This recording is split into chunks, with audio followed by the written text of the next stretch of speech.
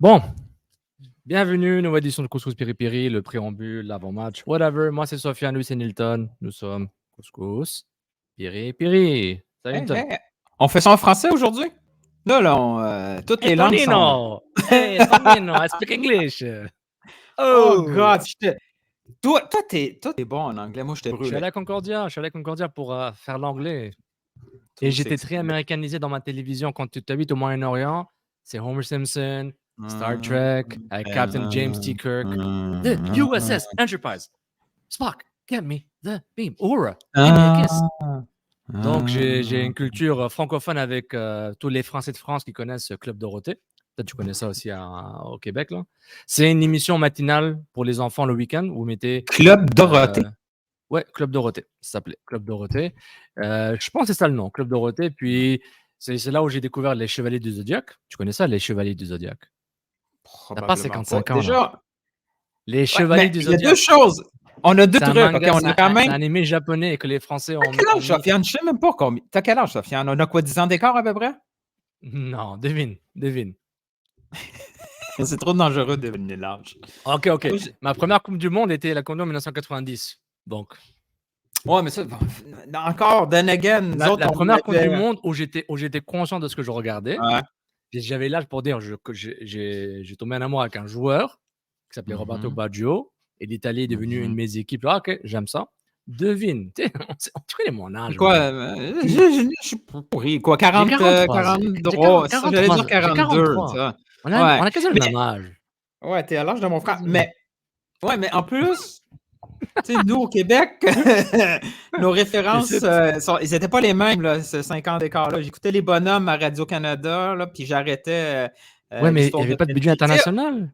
Il n'y a pas des dessins animés japonais ou belges ou français. Oui, mais on ne diffusait pas les mêmes choses. Oui, ça va. Mais on n'a pas la... Oui, mais c'était pas exactement les mêmes... Oui, mais moi, mon samedi matin, ça arrêtait à l'histoire de Candy. Il y avait toutes les histoires, puis là, il y avait le téléroman. L'histoire de qui? Candy. L'histoire de Candy. Ok. Est-ce qu'on regardait Je m'appelle Rémi, je suis sans famille? On connaît ça aussi. Pourquoi on est rendu là dans notre conversation? Enfant du soleil, tu parcours la terre, le ciel. Oui, ça va. Ouais. Esteban et quoi? Esteban Zia. Esteban et... Zia et Tao, les cités d'or. OK, on revient. Il joue. On revient. On était avec CCPP, a fait une apparition sur Sick Podcast à Montreal. YouTube. This is Tony Mariner. J'avais l'impression d'être aux States. America, t'étais ESPN. C'était... Tony, là, dès qu'il a commencé, je fais « Oh, ça c'est un autre niveau, hein? » OK, c'est là que je me suis senti newbie, là. C'est ça la radio, là. C'est ça la radio. Non, je dis pas avec qui tu as travaillé en radio. C'est ça, non, c'est Sports radio nord-américain, bim bam boom, NFL, CFL, NHL, MLS Soccer, Messi, c'était bim bam boum boum boum. Surtout que c'est Tony, une grande personnalité en termes d'ego, de prose, d'animation. Donc, la Gauthier du Tony. Fait que là, on revient à la maison tranquille, on fait nos trucs. Ouais, n'oubliez pas, Apple Podcast, laissez une note, 1 étoile, 5 étoiles. Dites la vérité, mettez une vraie note. 5 étoiles, s'il vous plaît. Laissez un commentaire, abonnez-vous sur Apple Podcast. Si vous êtes sur notre plateforme Spotify, Google Podcast, abonnez-vous, faites un follow, subscribe, quel que soit le nom utilisé par la plateforme. Évidemment, sur YouTube, Café Football Club, abonnez-vous, puis likez la vidéo YouTube, partagez, laissez un commentaire sur YouTube, on va vous répondre. Et sur Twitter, c'est @NiltonGeorge, Jorge, et moi, @Sofiane Benzaza, Penzaza. Nous sommes le 4 août 2023, c'est un vendredi.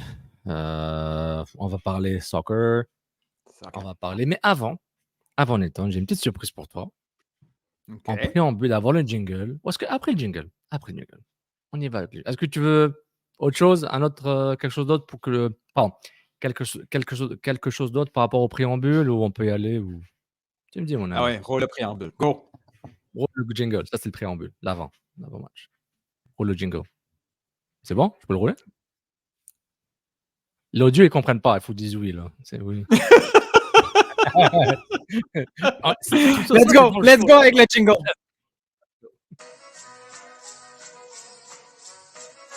je vais t'expliquer. Ils sont pas au niveau, les arbitres. Vous écoutez Couscous Piripiri.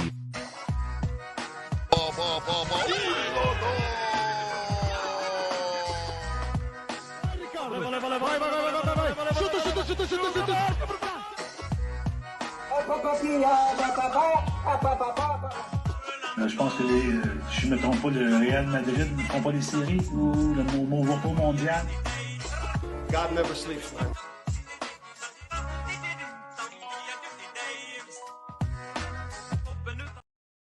God never sleeps. Dieu ne dort jamais. Re-bienvenue à l'émission Couscous Piripiri, épisode 53 officiellement. Si je me trompe, c'est pas grave, peu importe peu.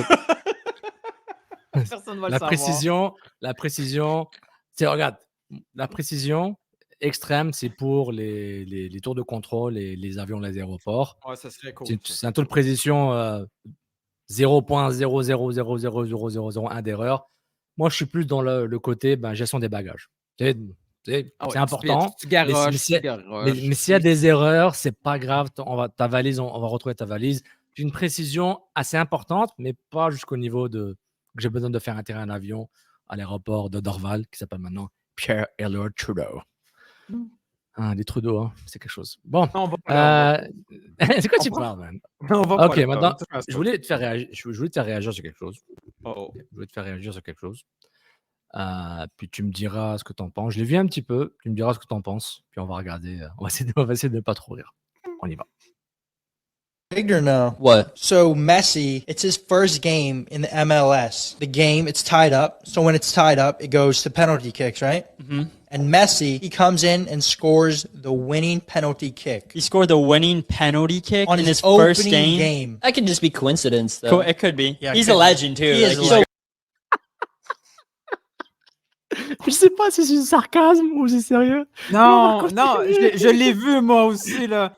The winning penalty. Est-ce que tu as la suite de ça? Ça continue chez Amish. It could be. Yeah, he's a legend, too. He is he's a legend. great. So my question is, how do they pick the person that's going to do the penalty? Is it the person that... C'est un roche-papier-ciseaux, man. Comment on fait pour... Mais en même temps, il y a déjà eu ce débat-là au CF Montréal. Hein? Oui. Qui tire le pénal? Bjorn, George, Victor. Est-ce qu'on y va en ordre alphabétique? Est-ce qu'on va en ordre de grandeur, l'âge? Est-ce que c'est le fils du coach en premier? Bref. Qui tire le pénal? La question est bonne. Et la réponse est encore meilleure. La réponse, c'est niveau Messi. Gets penalized? Or gets the penalty against them? They do it by team captain, and then from there they Stop. C'est qui ce gars-là? C'est le gars à la régie? Ouais, c'est le producteur qui a pas de micro. J'ai une idée! Attends, le gars qui parle. Yeah, man, I think is who does it? It's the team captain. The team captain, guys. Can you hear me? On dirait François. Attention, référence québécoise. François Pérusse. Je connais. Écrit en derrière. Objection! C'est la même chose. Alors, qui tire la pénalité? Normalement, c'est le capitaine de l'équipe. Oh, okay. So did they make him the team captain? Probably. It's Messi. It's Messi. Yeah. We got breaking news behind the camera. Messi is going to be the new captain. Wow. Scandale. Oh, attends, on n'a pas fini. Of the MLS. Il faut exprès, c'est un sketch. Ils sont trop forts. Messi is going to be the captain of the MLS. Mais je les ai déjà vus inventer d'autres choses. Mais je pense que c'est du sarcasme. Je vais faire zéro recherche, je vais rester dans mon monde de bisounours. Pour moi, ceci n'est pas un sketch. Même si c'est un sketch, je ne peux pas faire la recherche. Si quelqu'un veut me taguer sur Twitter pour dire Sofiane, ils ont envie de nous, c'est super. Oui. En même temps, ça me fait penser des fois à ce que j'ai déjà entendu dans les médias québécois. Once Upon a Time, quand ils parlaient de ce sport-là. Attends, je pense que ce clip qu'on regarde en ce moment est un peu 1000 fois pire que le goal average, le but qu'on double, c'est un concept que même en Europe, les gens ne maîtrisaient pas. Donc, je pense qu'il y a une différence entre dire que Messi est le capitaine de la MLS. Donc, c'est Captain America, c'est Captain Argentina. Et on va faire le clip sur ça. We got breaking news that Messi is going to be the new captain of the MLS Soccer League here in America. Let's be honest, I think we could have all seen that one coming. Oh. You think it's C'est du sarcasme, c'est sûr. Je pense pas. Je pense Mais pas. n'importe Coïncidence? quoi. Merci, capitaine. Coïncidence? Je ne pense pas. Non, je ne pense pas, non. Non. Et j'ai partagé mes inquiétudes par rapport à ce choix de Inter Miami durant le CanFC du lundi. On dit: «Oh non, bah, c'est normal. C'est qui va être à sa place?» Je sais pas moi, Ouais, c'est imbécile, qui? hein. C'est qui? Bon. DeAndre Taylor. Ayton. Come on. Ouais, Handlin aurait été Anyway, bien. le penalty kick winner. Wow! Waouh, c'est Après quelque ça, on chose. peut avoir l'air intelligent. Qu'est-ce qu'on va faire? De quoi on va parler? On va parler, le directeur le vice-président opération football, Olivier Renard, a parlé aux médias. Là, on est à 48 heures de l'échange de Rudy Camacho au Columbus Crew pour $400 000 d'argent d'allocation générale sur 2 ans, donc 200 000, 200 000. Et puis Twitter a pété sa coche. Twitter déjà, parlant d'un manque d'ambition club. Bah, je résume. Le club n'a pas d'ambition. Il échange un de ses meilleurs joueurs pour pouvoir faire les séries. Même si l'équipe marque pas, ben, elle se prend pas trop de buts tant que ça là, sur une base régulière. Puis ils échangent Rudy Camacho. Et en même temps, ben, là, un mercato un peu morose avec toutes les équipes, quelques équipes qui bougent, notamment Columbus, qui a bizarrement perdu Zelarian pour ensuite prendre Diego Rossi. Pour pas C'est quelque chose. mais pas pour beaucoup d'argent. Pas Hein, beaucoup. j'ai vu beaucoup passer des gens qui disaient franchement, oui, Columbus, ils ont réagi rapidement. Regardez ça, c'est un vrai club, tout ça. Mais t'imagines, on perd Nacho Piatti à la fin, là, pour 3 millions? Ouais, moi je trouve que le montant était pas, j'étais pas impressionné. Par rapport à l'importance du joueur, par rapport à, je connais pas sa situation contractuelle, j'ai pas vérifié s'il reste des années de contrat, je présume que oui. Mais oui, je suis d'accord avec toi, c'est très peu payé pour Zelarian. Et si c'est pas, il a joué au Mexique là, c'était un très bon joueur au Mexique, ouais. Il était au Mexique avant de venir au MLS, c'est ça. Donc pour l'arménien, l'international arménien d'origine argentine. En tout cas, l'argentino-arménien, l'arméno-argentin, qui est maintenant saoudien. Pour la Saudi Pro League, Couscous Piré, si vous avez un podcast, parler de la ligue, on est là. Sponsoring. Il faut couvrir cette ligue, hein, il faut en parler. Est-ce que cette ligue te stresse? Ce que la Saudi Pro League fait, est-ce qu'elle te stresse? Est-ce qu'elle prend pas n'importe qui quand même? Elle me stresse. Exemple, Jordan Henderson. C'est quand même, en termes de statut de joueur, bon, c'est pas Gundogan, mais à part l'argent, s'il ne recevait pas un salaire faramineux, on est d'accord qu'il a sa place dans n'importe quel club de Premier League en dessous du Big Four. Il peut jouer, voilà, il a sa place. Il peut jouer en Bundesliga sauf le Bayern, MLS, on l'aurait pris n'importe où. C'est quand même un joueur, c'est un bon joueur. Peut-être il arrive à sa fin, entre guillemets, à sa fin en tant que prime, dans le prime, mais moi je suis un peu choqué par les transferts que je vois. Oui, mais pour être stressé, il faut qu'il enlève un joueur de son prime, quelque part. C'est pas ça qu'ils font, là. Ils font ce que la MLS faisait avec beaucoup de budget. Oui, la mais MLS Fabinho, a quand fait même. ça. Fabinho n'est pas jeune, mais il est bon quand même. Il est bon. Oui, je sais, mais tu sais, c'est pas. Parce que le joueur vieillit, là. Tu sais, par exemple, je vais prendre un exemple. Là. Si tu prends Virgil van Dijk, ok? Les gens ont l'impression que le gars a 26 ans. Il a 32 ans. Virgil van Dijk. Donc, l'Arabie Saoudite peut clairement lui offrir un contrat ridicule l'année prochaine. Alors que Virgil van Dijk est encore un top défenseur. Il a 32 ans. Mais leur vrai défi, aller chercher des joueurs, c'est pas facile, là, on remarque, là. Ouais. Mais le vrai défi, ça va être de garder ces gars-là plus qu'un an. Là. Après un an, ils vont vouloir rester. Je comprends que Torres, que Benzema, tous ces joueurs à vocation musulmane, ils rentrent là, puis c'est quasiment un rythme de vie plus facile, quoi qu'ils ont été habitués. Mais ils sont habitués. Ça fait naturel. Ça fait une sorte de pas naturel, mais tu peux voir ce genre de marketing, mais on voit que c'est aussi des bons joueurs. Benzema, ça n'a aucun sens. Benzema, en termes de football, le gars, il y avait encore beaucoup de football de haut niveau à donner, à part d'une blessure, en tout cas. Mais les gars comme Anderson, là, c'est un choc là, culturel pour lui. Là. Ouais, mais il va dans voir. Compound. Il va dans Compound, là, avec tous les autres Ouais, Anglais, tous les autres il va être internationaux. isolé, c'est ça, ouais. Ben Ah, oui, en tout cas, c'est un expat. Comme tous les expats dans ces pays, les expatriés, ils sont dans leur propre compound, sont protégés, ils vont être bien. Ils sont là pour l'argent, j'aurais fait la même chose, j'avoue. Là. Donc, couscous piri-piri, à Riyad,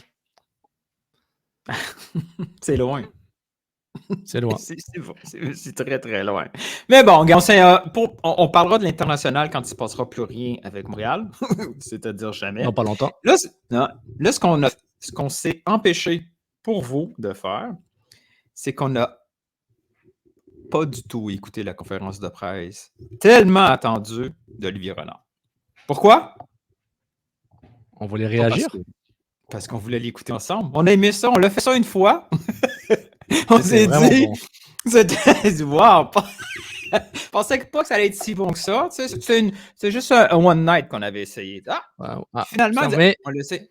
On l'essaie Mais juste pour voir. est-ce que les attentes du One Night sont tellement hautes que la deuxième fois va être un peu décevante par rapport à C'est souvent comme ça. C'est ce que mes amis me disent, c'est pas moi. That's what she said. Or he Donc, said. on s'est dit...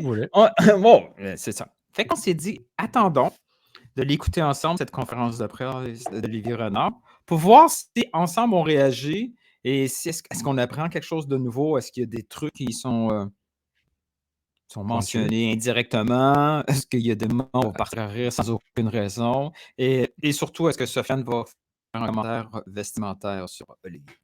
C'est très possible. On y va.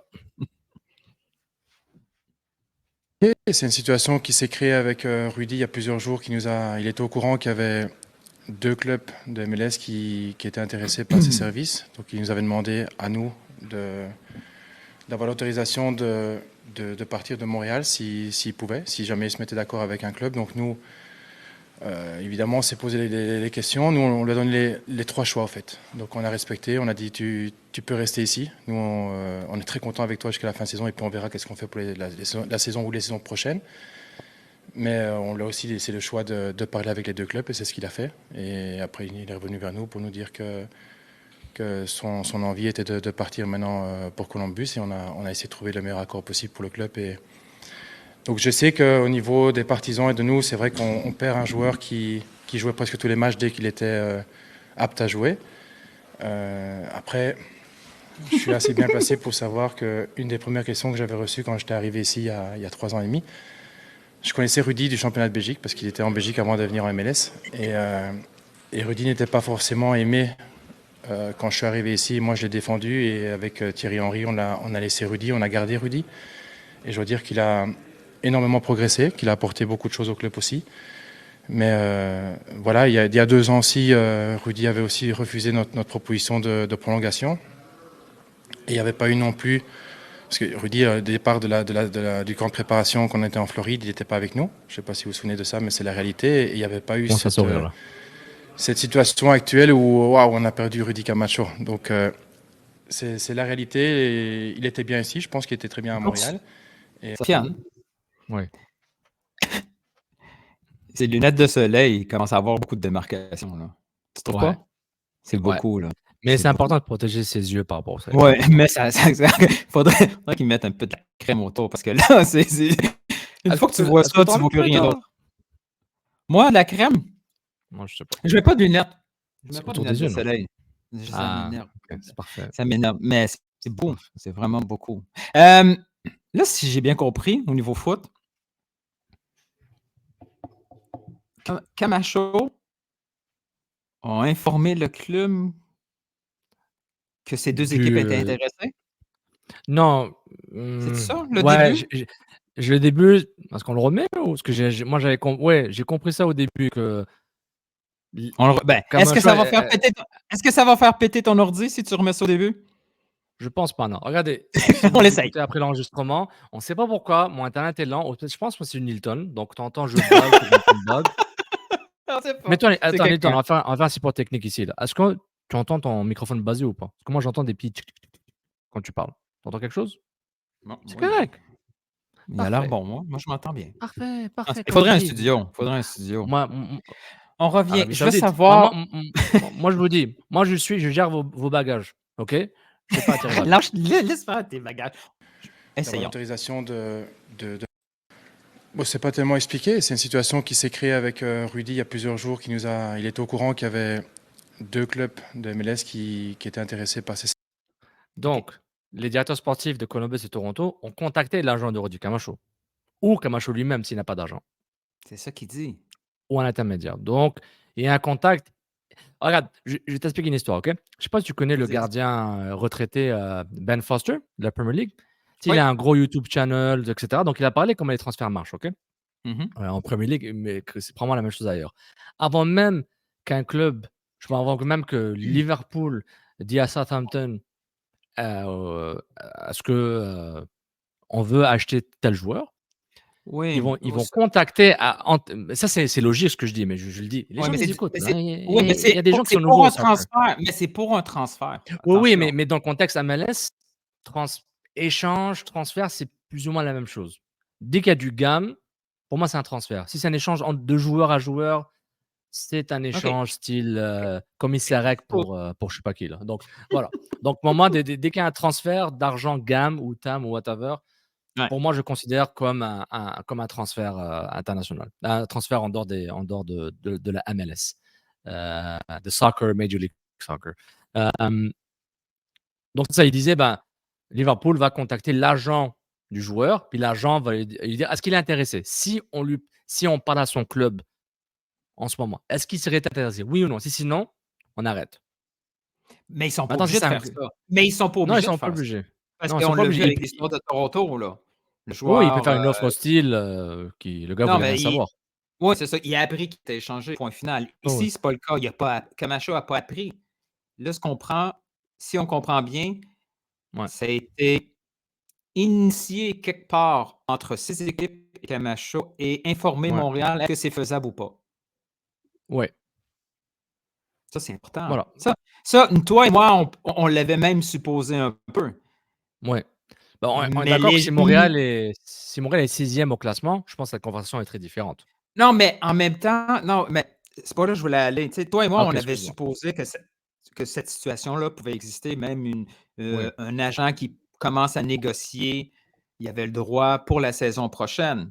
Là, Pour un pré-contrat ou autre, ouais. Mais c'est pas tout à fait clair dans l'univers médiatique fan que c'est peut-être Camacho, son clan, Mmh. les équipes, que ça vient pas du fait que Montréal a dit OK, Ouais. on l'échange. Oui, parce que oui, c'est ça. Cette opportunité-là s'est présentée à eux. L'initiation de l'opportunité, c'est plus ou moins clair. Montréal, en ce moment, ce que dit Olivier Renard, c'est que Montréal n'a pas activement cherché ou proactivement cherché à échanger Rudy Camacho. Il ne faisait pas partie d'une stratégie. Bon, on va le perdre pour rien. Tant qu'on va faire, on va l'échanger. Surtout pour un club qui a 1 point désiré en ce moment ou 2 points. Et ça, c'est hyper important parce qu'il y a beaucoup de personnes qui se sont dit on se retrouve avec un joueur qu'on va perdre pour rien. Aussi bien, Montréal a voulu juste échanger un actif avant d'avoir 0. Non. Montréal est dans une business de pauvres, blablabla, blablabla. Ouais, l'hypothèse de certaines personnes pour les attaquer, Ouais. elle était mauvaise, cette hypothèse-là. Et pour ajouter une couche à ça, je suis d'accord avec toi, Linton, 100%. Et pour ajouter une couche à ton argument, c'est que le club, c'est-à-dire Olivier Renard, dans ce cas-là, et probablement Vassili Kremazidis, se prépare pour ce genre d'éventualité.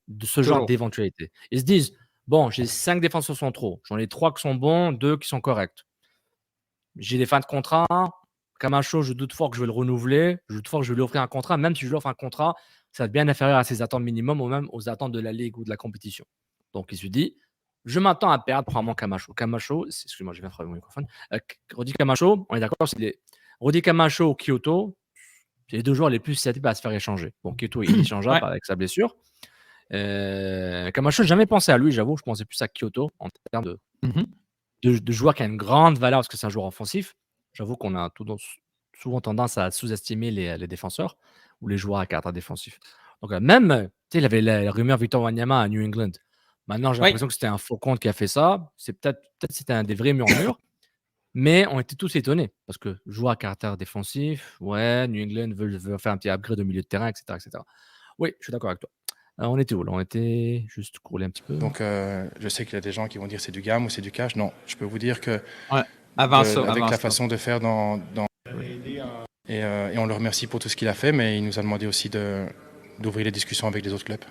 Parlez-moi aussi d'Alvarez, son arrivée. Est-ce que ça vient aussi peut-être un peu aider en profondeur pour la défensive avec le départ de Camacho? Mais c'est certain que les deux sont liés parce qu'on a fait un choix en tant que club, sachant ce qu'on pouvait récupérer dans la transaction, plus économie de salaire, je peux vous le dire honnêtement que les 2/3 du transfert d'Alvarez a été remboursé. Donc je sais qu'il y a des gens qui vont dire c'est du gain. Donc, je prends la calculatrice. Non, Il y a il 400 faisait. 000. Non, attends. Il parle du salaire. Juste le salaire, c'est 500 000 $. Non, il a dit le transfert. Il dit transfert et salaire. Ah, on recommence. C'est bien ce show. Les gens vont tellement adorer. Les deux sont liés parce qu'on a fait un choix en tant que club, sachant ce qu'on pouvait récupérer dans la transaction, plus économie de salaire, je peux vous le dire honnêtement que les 2/3 du transfert d'Alvarez a été remboursé. Les 2/3 du transfert, donc, si on prend le gain de 400 000 et Camacho faisait combien sur 500, 550. Donc, disons, on va aller à 900 000, on va être un peu négatif. 900 000 représente le 2/3 de quoi? Du 1 million. Plus son salaire. Non, mais donc c'est ça. Donc, le transfert disons, le transfert et le salaire d'Alvarez serait à 1,350 000. Si mes calculs sont bons. Dans le fond, parce que ça coûtait 1 million. Ça, c'est béton. Donc, le salaire. Tu as 250 000, 300. Exact. Le compte est bon. Papapapam. Donc, console. Voyelle. Oui. On avait fait le calcul. C'est bon. On continue. C'est ça. Donc, je sais qu'il y a des gens qui vont dire c'est du gamme ou c'est du cash. Non, je peux vous dire que avec la façon de faire dans les règles de la MLS, on a presque Alvarez, je ne vais pas dire gratuitement, mais c'est un joueur qui a un gros potentiel. J'espère évidemment qu'il va continuer à grandir et à le prouver ici. Mais voilà, on a fait le choix d'écouter Rudy. Rudy pouvait très bien rester chez nous jusqu'à la fin de saison, mais en même temps, on avait l'envie d'investir sur Alvarez aussi. En même temps, quand il dit que c'est presque gratuit, souvent, là, il commence à amener beaucoup de conversations sur la location, que c'est du vrai cash. J'aimerais tellement lui parler. Oui, c'est ça. Et après, il amène la notion de gratuitement. Le terme allocation, il n'est pas arrivé par hasard que la MLS a décidé d'utiliser ce terme allocation. C'est quoi une allocation, dans le fond? C'est un montant alloué. Par qui? Par la Ligue. Par la MLS. Par la MLS. Vers les clubs pour qu'ils puissent faire des opérations. Puis à la fin, tu as le budget qui se fait, tu balances ce que tu as dépensé, ce qu'on t'a alloué. Fait que lui, quand il dit que c'est presque gratuit, dans le fond, c'est qu'il dit qu'à terme, il se retrouve, le club, grâce à la transaction de Camacho, se retrouve avec 400 000 d'allocations supplémentaires que la MLS va lui donner pour payer le transfert de Alvarez. Et en plus, le salaire qui est plus élevé, qui est probablement le double, Camacho fait le double d'Alvarez, il peut se servir de cet argent-là, qui était l'argent qui sortait des poches de Joey, mais pour il baisser peut servir la charge budgétaire du salaire. Puis il peut l'allouer sur le salaire d'Alvarez. Et dans le fond, ce qu'il dit, c'est que l'argent supplémentaire qui sort des poches du propriétaire, c'est pas grand-chose de plus qui était déjà prévu parce que il va se retrouver. C'était déjà de l'argent qui était alloué à Camacho. Une partie va servir à payer le salaire, une autre partie va servir à payer son transfert. Et grâce à l'échange de Camacho, il se retrouve avec un nouveau 400 000 $, pas payé par la par Columbus, par la MLS. C'est ça qui dit gratuitement. Donc, c'est une compensation financière. C'est un équilibre par rapport aux deux transactions. J'ai pas envie d'ouvrir, je n'ai pas envie de vérifier sur Internet pour ne pas détruire ma session Internet en ce moment. Eddie Alvarez, est-ce qu'il fait partie d'une initiative U22? Tu parles, c'est pas Fernando Alvarez? Je l'ai appelé Eddie. C'est qui Eddie, man? Fernando, oui. Non, ça n'a pas été annoncé. Il pourrait l'être. OK. Donc, ça explique pourquoi il parle de. Il explique pourquoi il parle de. Il dit entre les lignes qu'il y a une baisse de charge budgétaire. Parce que si c'était une initiative U22, La charge Ça sera budgétaire encore plus. ne compte pas. Elle est quasiment Ah. invisible. Le U22, c'est les Ben, il y en générations aurait eu. Adidas, là.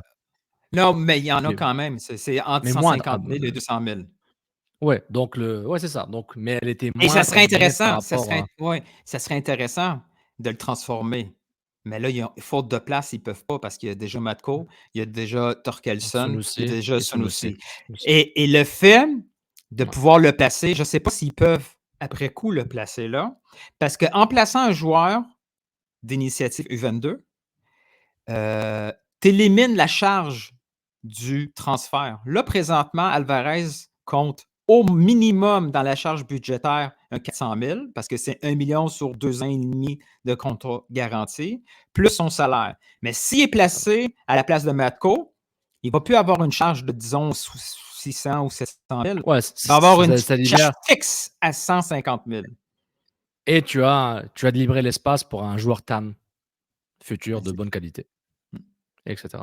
On va pas trop le dire, mais en privé, on avait parlé à certaines personnes pour parler de ces concepts-là. On a eu des retours, mais c'était pas clair, puis il y a eu les vacances. Donc, on espère un jour vous faire une vraie analyse des règles MLS le plus possible. On veut le livre comptable. C'est ça. On veut parler. Bon, next. Si je compte, là, dans les 10 derniers mois, ça fait 6 joueurs clés ou importants qui demandent à quitter. Ça vous place dans une situation compliquée, je le sais. Mais qu'est-ce que vous pouvez faire en tant qu'organisation pour vous assurer que ça arrive moins souvent, que les joueurs, en fait, aient le goût de rester ici? Je suis pas fan de sa question, mais je comprends ton LVM, mais je suis pas fan. Je veux dire mais c'est qui les 10? De qui il parle? Là? 10 joueurs qui demandent à quitter? Parce que genre les transferts, les transferts qui sont bien, là. Non, mais tu sais, entre il y a une différence entre Kamara. On dit entre Safi Taider et Kakamara, là, et Georgi Mihailovic et Ismaël Koné et Alistair Johnson. Ouais, sur les 10, il y a au moins 60-70% que c'est des départs positifs. Que Montréal est content aussi, là, qu'ils partent. Genre, tout le monde est content. Et puis, à la Coupe du Monde, quand Montréal a reçu de l'argent, très content d'avoir reçu de l'argent de participation à la Coupe du Monde. Donc voilà. Next, on continue. Mais Jérémy, c'est pas ça la situation. Les joueurs ne demandent pas à quitter. Il y en a très peu qui ont demandé à quitter. Il y a Rudy maintenant par rapport à sa situation contractuelle et que je peux comprendre. Il arrive en fin de contrat. Donc, il a un âge où il a envie de se mettre à l'abri et de prolonger son contrat dans un autre club. Il y a Kai Kamara qui a demandé de partir. Les autres, non. Les autres, c'est des joueurs qui ont des projets sportifs qui sont intéressants en Europe et qui sont venus ici à Montréal pour donner un maximum. Mais je parle d'Alistair, je parle de Georgi, je parle de Koné. Koné, ça a même été de surprise pour tout le monde. Mais c'est pas demandé de partir. C'est des joueurs qui ont envie de... Il y a des joueurs dans la Ligue, que je ne vais pas faire de nom maintenant, qui sont même partis encore hier dans d'autres championnats parce que c'est l'appât financier, l'appât sportif de vouloir partir. Mais il y a une grosse différence. Il nous parle de l'Arabie Saoudite, là. Oui, d'accord. Il parle de c'est pourquoi je disais le début de la question de Jérémy était bonne, mais après, il s'est un peu trop restreint. Donc, il a laissé la chance à Olivier Renard d'un peu... Il s'est trap. Il a été trop précis parce que... Il faut prévoir les réponses. Quand on pose une question à quelqu'un d'expérimenté dans la business comme Olivier, il ne faut pas que tu le trouves déjà les escape rooms. Là, mais je critique pas. Je pourrais même pas poser cette question comme fils de la pause. La confiance qu'il a devant la caméra avec le micro, respect déjà. J'ai déjà fait les scrums, je suis vraiment pas bon. Donc, c'est vrai que c'est pas aussi évident que ça. Mais ce que je veux dire, c'est que c'est par rapport à Olivier Renard, il parle bien, puis il est honnête dans ses réponses, ce qui est une bonne chose.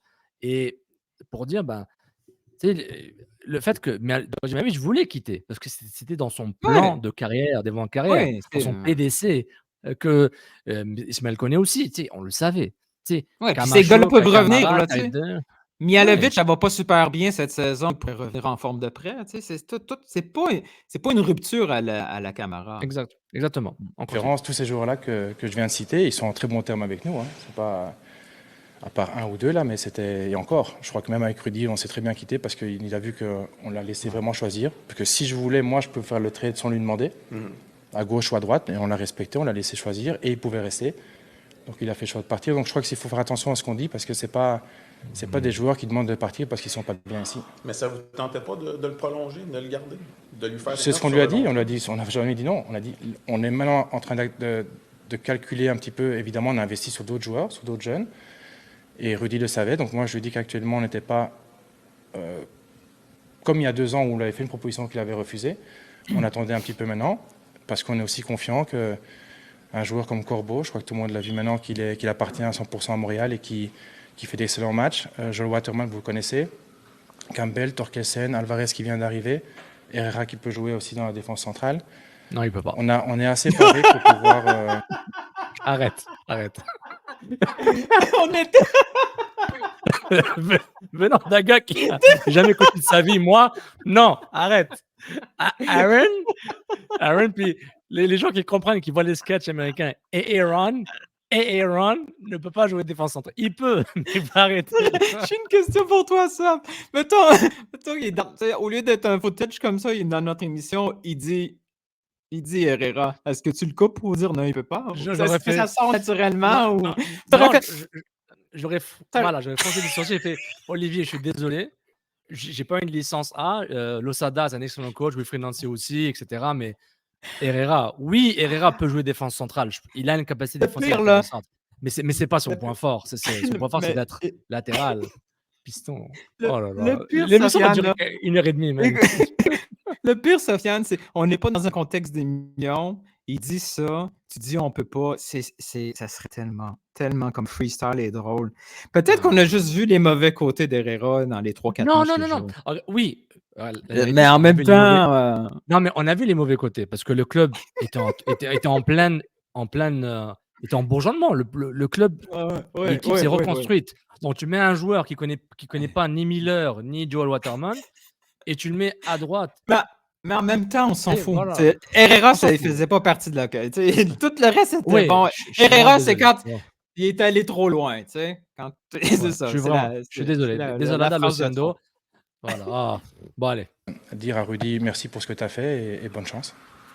Olivier, il y a quelques mois, tu as dit quelque chose de très important. Tu as dit ce n'est pas le projet d'Olivier Renard, c'est le projet qu'on m'a demandé de faire ici. Peux-tu me parler du projet Olivier Renard et c'est quoi la différence entre le projet Olivier Renard et le projet qu'on te demande de faire ici? Le projet, c'est garder sa job et...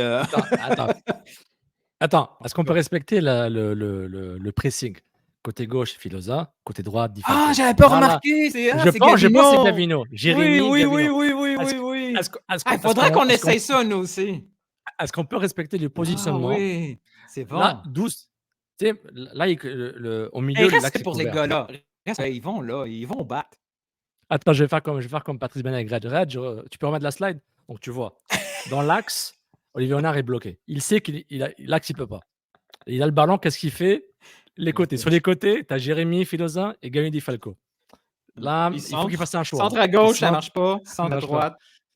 Il a besoin d'un Jordi Alba à gauche pour voir. Avec tout ça, j'ai oublié sa question. Non, ok, on va remettre. C'est magnifique. Oh, j'ai oublié sa question, regarde.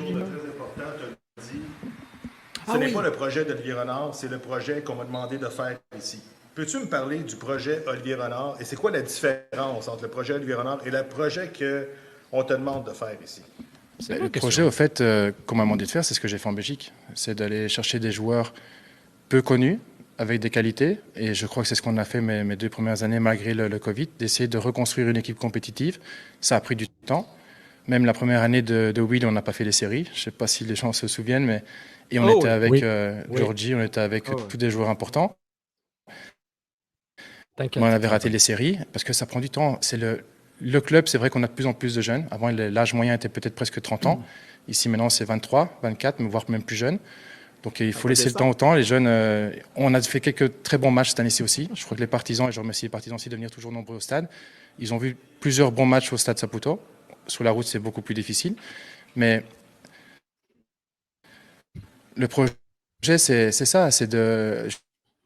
Je sais que les gens, de moins en moins, je veux dire... Attends, je fais une pause. Est-ce que ça a lagué pour toi aussi? Oui, ça a lagué, mais c'est grave. Mais c'est intéressant, la question tout d'un coup de Gavino.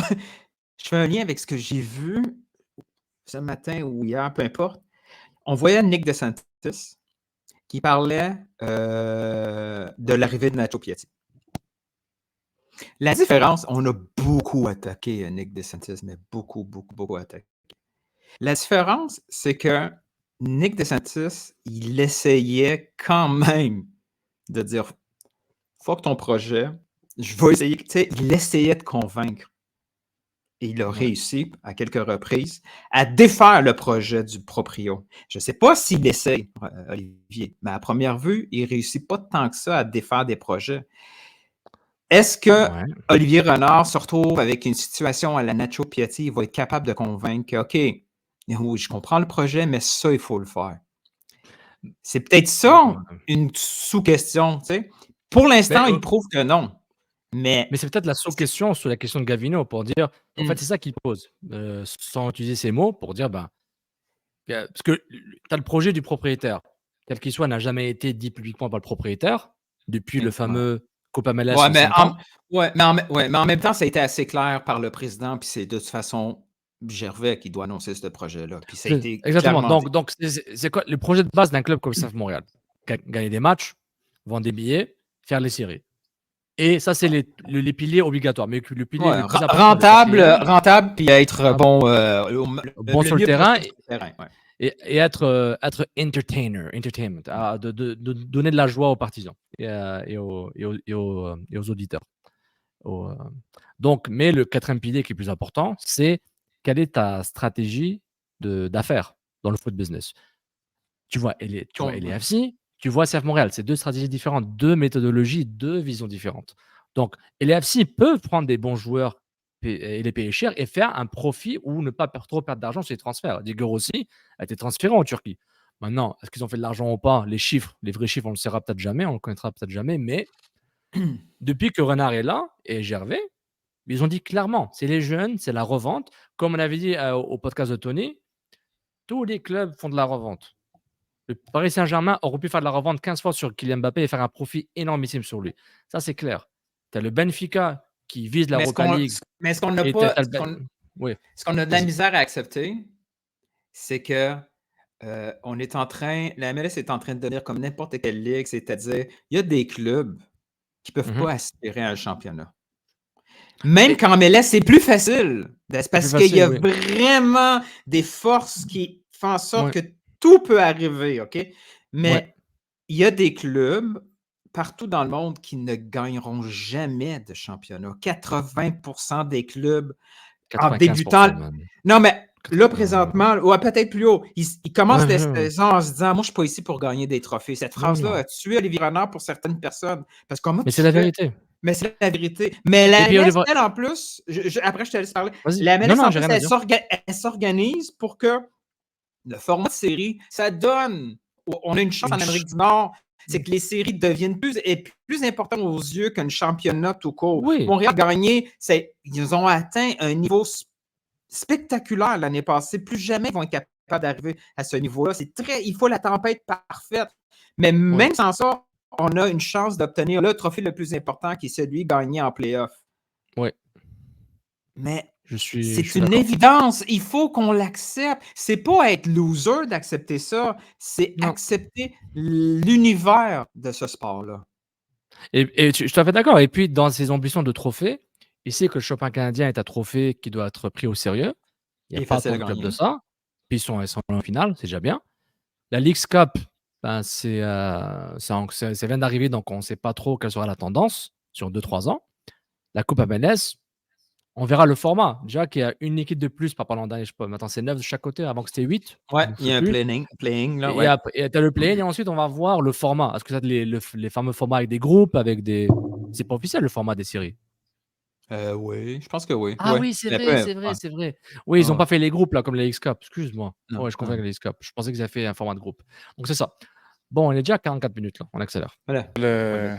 La patience ou je veux dire de comprendre vraiment ce qu'un joueur de football veut faire dans sa vie, c'est de se mettre en évidence pour essayer d'avoir un contrat meilleur dans une compétition meilleure.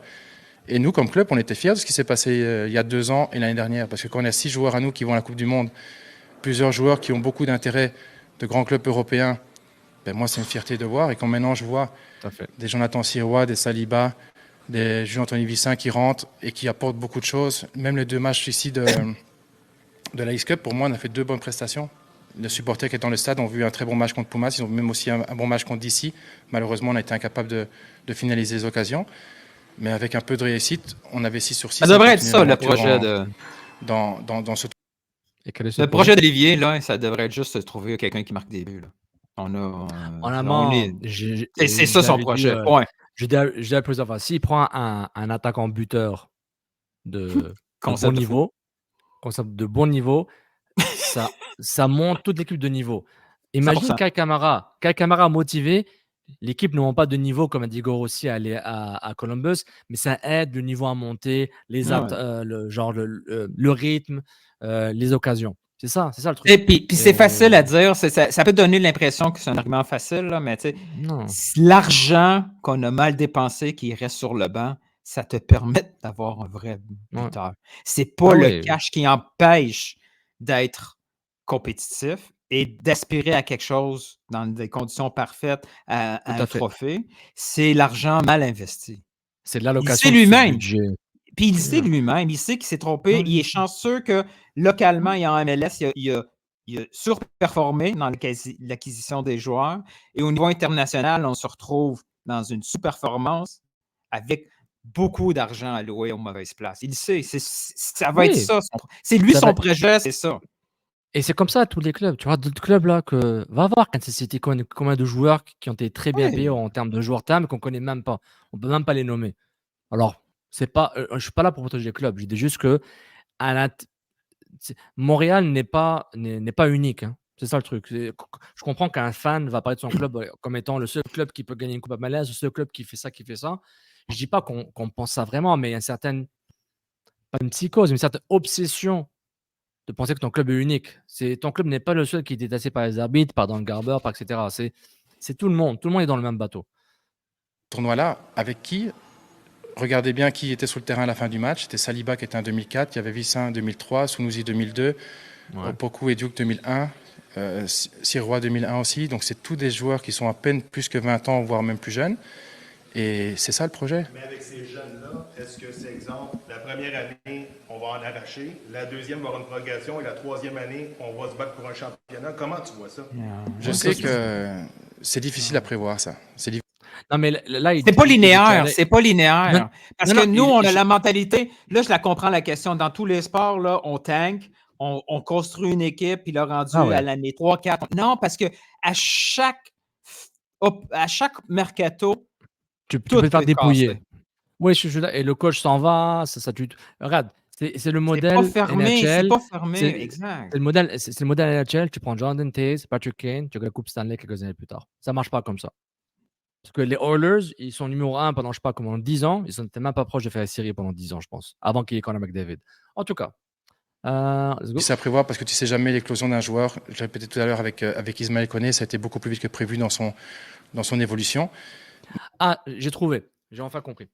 Quand les gens sont un peu bloqués sur, comme tu avais dit, une équipe dépouillée, c'est pas linéaire, etc., comme tu viens de dire, c'est que on a ce réflexe en Amérique du Nord, puis ceux qui passent sur Twitter, ils connaissent le football européen. Ils checkent, là, c'est des fans de Liverpool, du PSG, de Real Madrid, donc ils comprennent le foot européen. C'est peut-être ceux qui sont plus locaux, qui ne s'intéressent pas trop au marché international, et c'est leur choix, il n'y a pas de problème. C'est que la MLS est la NHL, la NBA, tout ça, c'est des ligues fermées. Et l'élite l'élite du monde, le peu qui reste et qui sont très bons, vont vers la NBA, la NHL, la NFL si on existe, et le baseball. Alors que la MLS, même si c'est une ligue fermée avec elle-même, mais on n'est pas en haut de la pyramide. Même pas au milieu de la pyramide. Nulle part. T'es au bas de la pyramide, mais c'est normal. C'est normal. Vois la MLS comme, je sais pas moi, comme un joueur de Ligue 1 qui s'en va en Bundesliga ou Championship, en milieu de tableau anglais. Vois ça comme un gars de Guimarães qui se trouve à Birmingham City, je sais pas. Vois-le comme ça. Il y a des joueurs qui vont être des stars, d'autres qui vont être des joueurs normaux. Donc, on a ce réflexe de ligue fermée parce que tout le monde vient chez toi, mais la MLS fait partie de ce marché international. C'est ça. C'est un aéroport parmi d'autres. L'avion qui transporte les joueurs dans leur carrière, ils ont des escales à Montréal, à Kansas City, à Barcelone, à Moscou, en Arabie Saoudite. Donc, c'est juste ça. Sortez un peu de la ligue fermée, parce que ce n'est pas une ligue fermée. C'est une ligue qui transige dans le marché international. Donc, ils sont tous régis par la FIFA en termes de transferts internationaux. Oui, puis la MLS est positionnée. Non, ça a été clair et net où ils se retrouvaient dans le processus. Ouais. C'est ça. Puis elle n'a pas le choix. Tu ne peux pas t'isoler du marché mondial. C'est vraiment illégal, sinon. Ah. Mais c'est vrai aussi qu'il faut savoir accepter parfois qu'un jeune a un peu plus de mal que l'autre à s'adapter.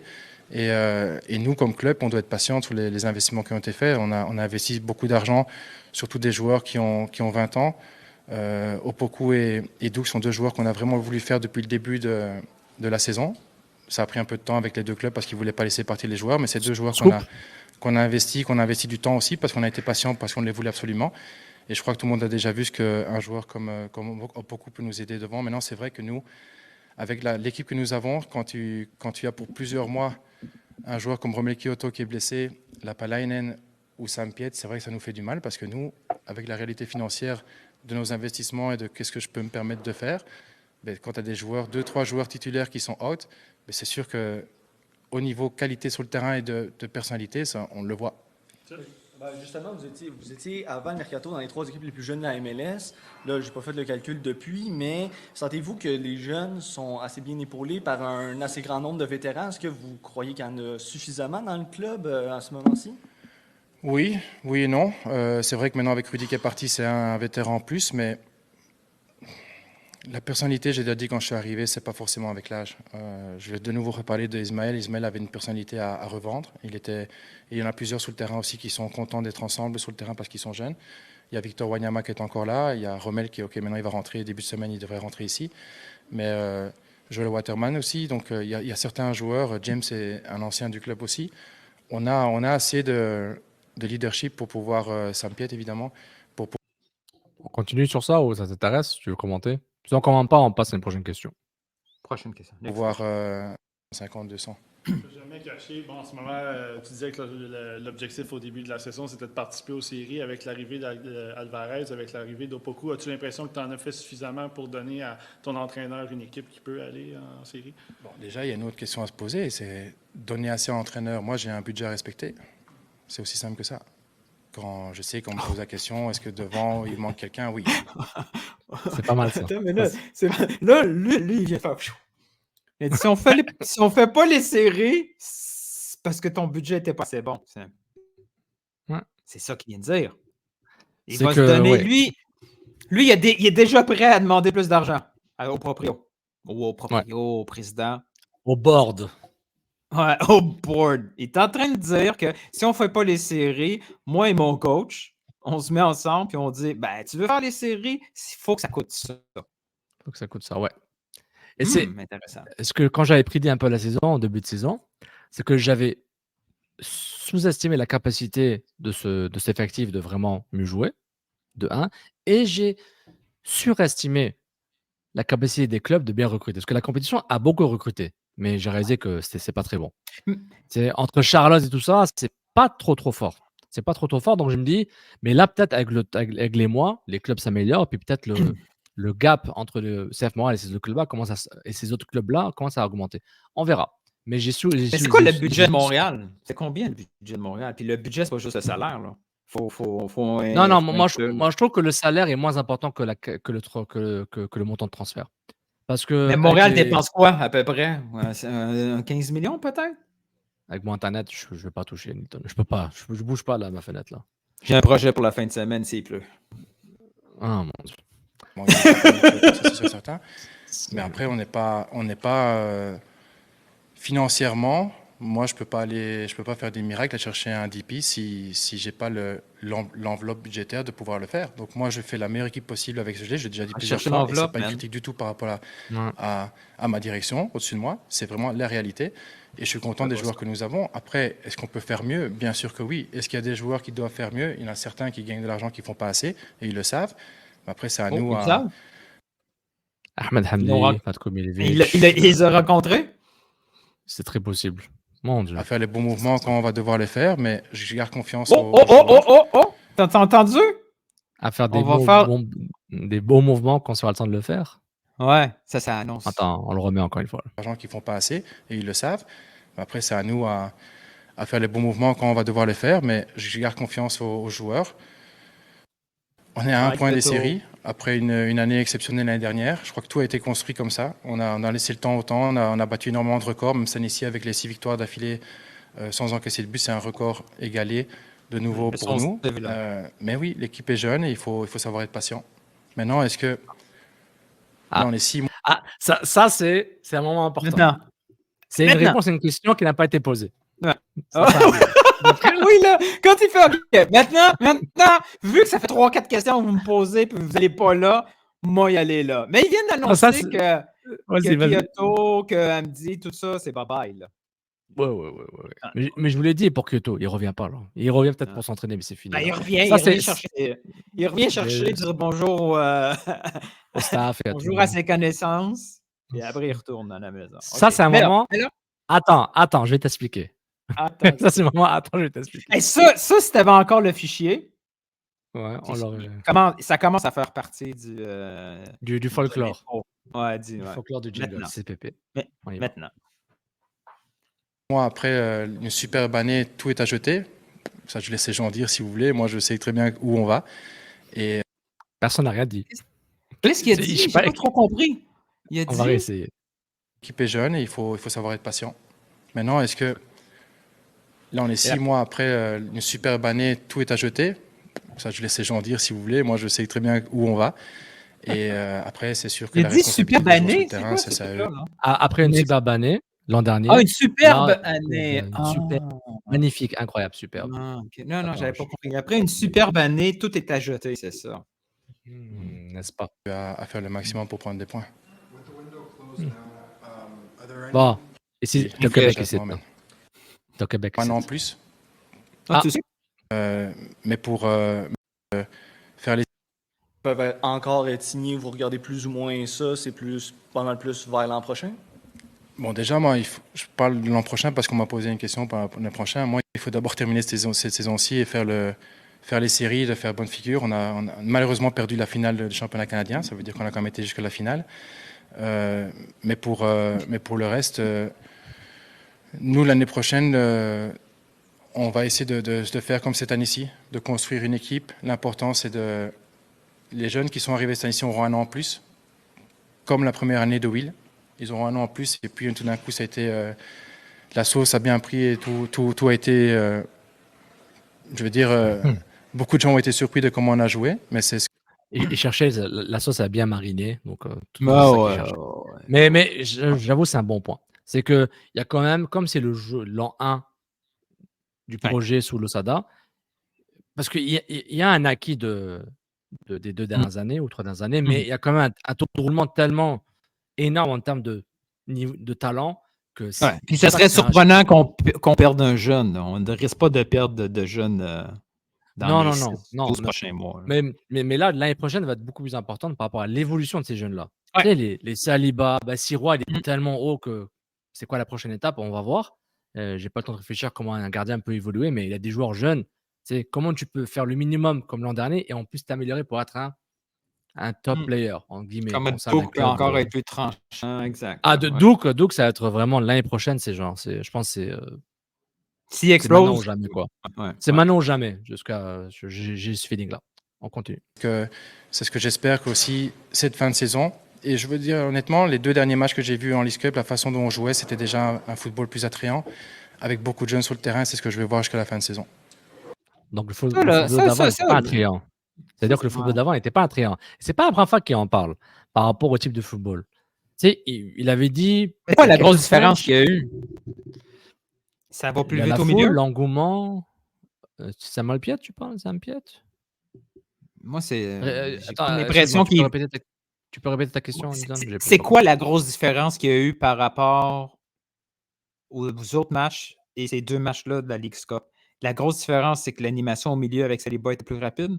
Il y avait beaucoup plus de. Ouais, il y avait Saliba, Pierre, Chouanière, il y a quand même le même. Ouais. Sur les côtés, c'est encore la même chose. C'est le retour d'Herrera. Opoku. En tout cas, c'est en amont. La grosse différence que je vois dans les matchs de la League Cup, c'est la présence de Saliba. Oui. Il est en train de coller là. Ouais, je dirais pas que c'est un boss sur le terrain, mais tu vois qu'il est.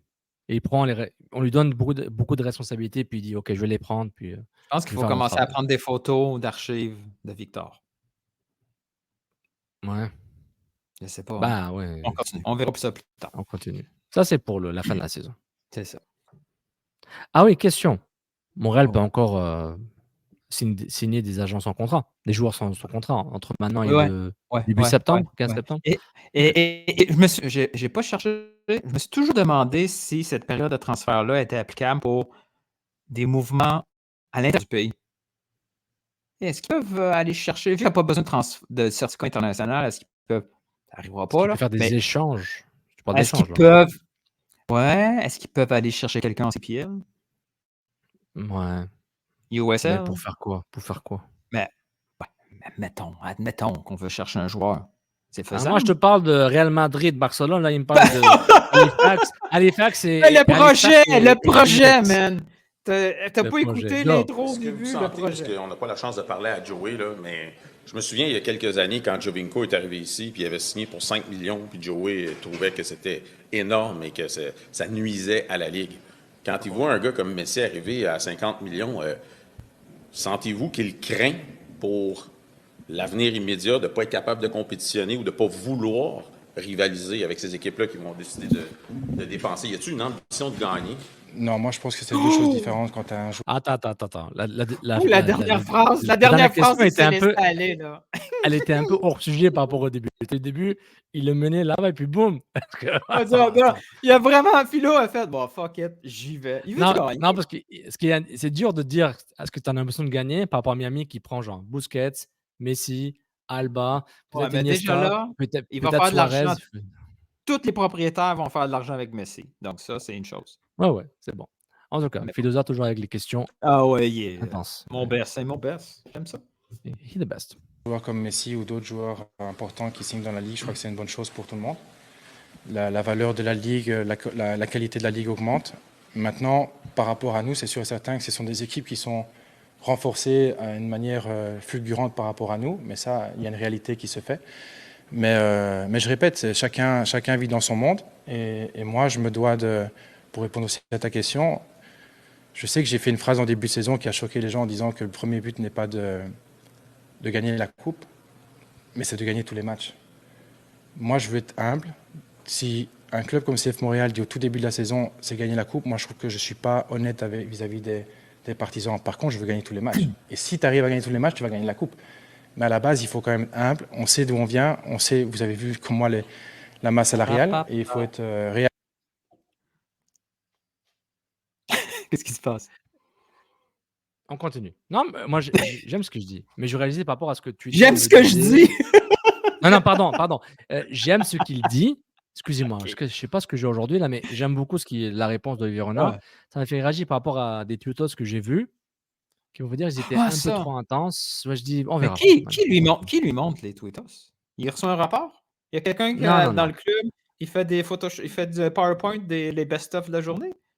Je sais qu'ils font des résumés d'articles la semaine ou par jour, là, c'est normal. Il faut se noter ça dans notre calepin. Si jamais Olivier vient à notre podcast, comment tu vois les tweetos? Comment? Techniquement. Vas-y. Ça va jamais arriver. C'est dommage. On avait une chance. Je blague. Next. La liste. Actuellement, on est un point en dessous des séries et on est encore compétitif. Et on a plusieurs joueurs qui sont jeunes. Je sais, il y a déjà mon téléphone qui sonne. Mon but n'est pas de les vendre tous tout le temps.